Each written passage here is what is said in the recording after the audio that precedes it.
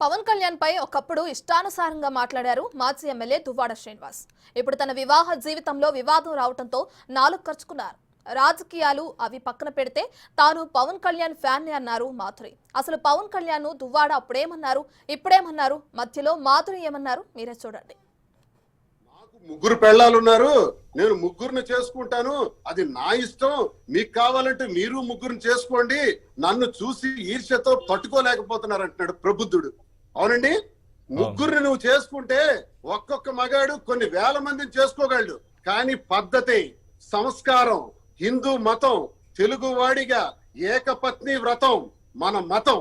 ఏకపత్ని వ్రతం, ఒకే స్త్రీని పెళ్లాడి ఒకే స్త్రీతో జీవితం పూర్తి చేయడం అన్నది మన తాలూకా సాంప్రదాయం.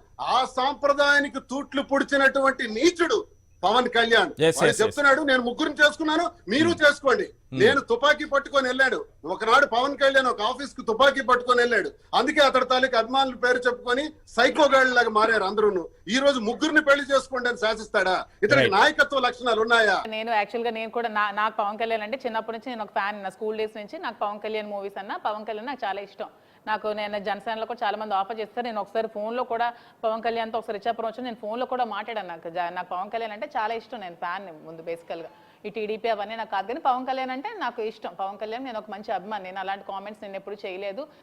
పవన్ కళ్యాణ్ గారి విషయంలో బాగా ఆలోచిస్తే ఆయనకే పరిస్థితులు ఎలా దారితీసాయో మనకేం తెలుస్తుంది. ఇప్పుడు నా దగ్గరికి వచ్చింది కాబట్టి సమస్య నాకు అర్థమైంది.